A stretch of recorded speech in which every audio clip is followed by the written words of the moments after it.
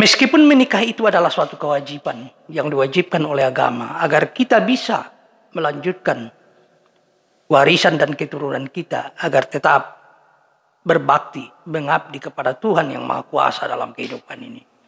Begitu indahnya ya pernikahan itu. Tetapi sebagian orang masih saja takut menjalani pernikahan. Kenapa begitu? Ini ada tips yang saya akan ceritakan berdasarkan pengalaman saya. Yang pertama, kenapa ketakutan itu muncul? Anda tidak memahami makna dan filosofi tentang menikah. Bahwa menikah itu semata-mata hanya untuk membangun sebuah rumah tangga yang bertujuan untuk melestarikan keturunan agar peran kita melalui keturunan kita bisa tetap berbuat dalam kehidupan itu untuk berbakti dan mengabdi kepada Tuhan melalui amal ibadahnya. Itu ya. Agama menganjurkan kita menikah. Dalam sebuah hadis Rasulullah menyebutkan, menikahlah apabila Anda sudah mampu. Tetapi kata-kata mampu di sini sering sekali disalahgunakan orang-orang yang tidak percaya diri. Padahal mampu di dalam agama identik dengan berkecukupan itu. Standarnya sangat sederhana sekali. Mari kita lihat penjelasan Khalifah Umar tentang bagaimana standar kecukupan dalam Islam. Pada suatu hari Khalifah Umar itu marah kepada seorang pengemis yang dinilainya masih berkecukupan tapi meminta-minta. Umar bin Khattab kemudian bersabda, dilarang, diharamkan bagi kamu untuk meminta-minta padahal kamu masih berkecukupan.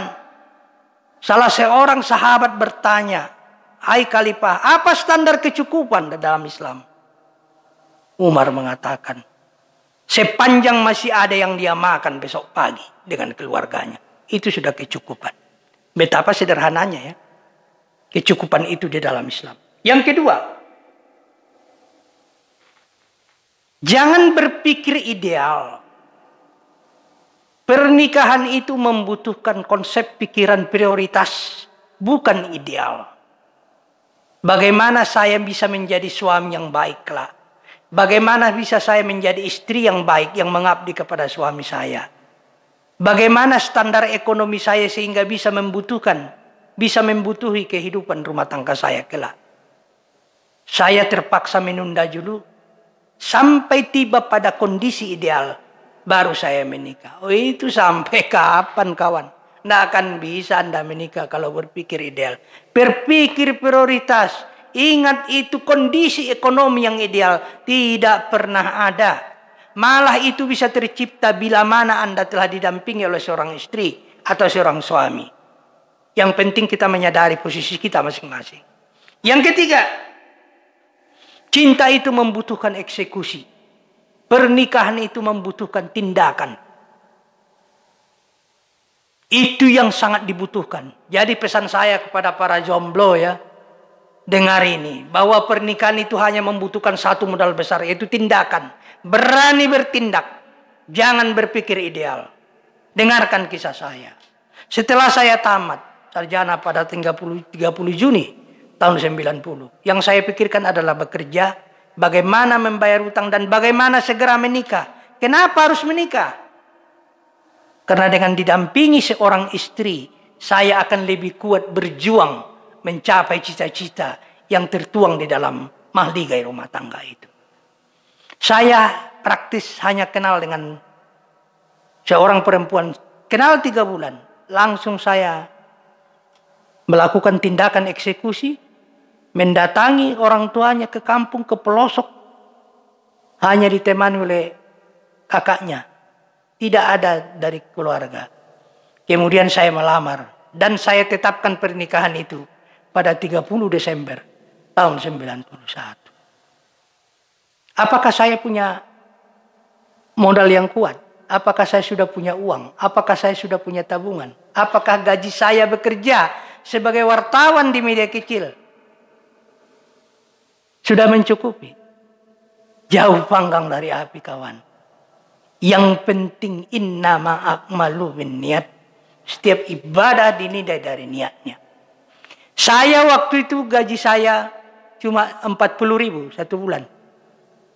Sedangkan sewa rumah begitu kami menikah 30.000, 10.000. Tetapi bukankah Tuhan menjamin rezeki bagi kita, apalagi kita sudah menikah, rezeki kita akan bertambah karena sudah ada pendamping. Dan rezeki itu dijamin oleh Tuhan. Coba Anda bayangkan.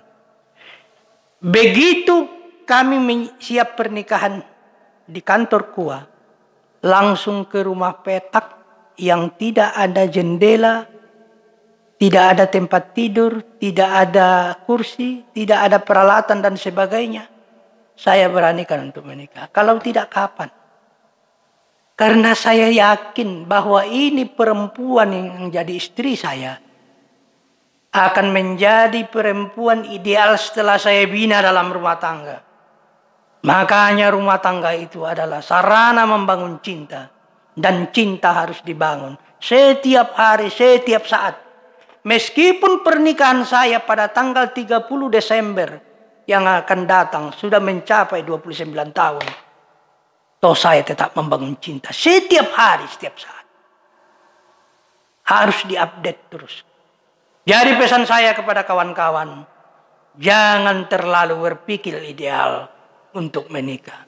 Anda mampu, Anda punya niat, programkan dan lakukan, eksekusi langsung.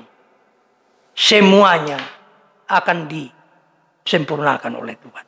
Percayalah sama saya.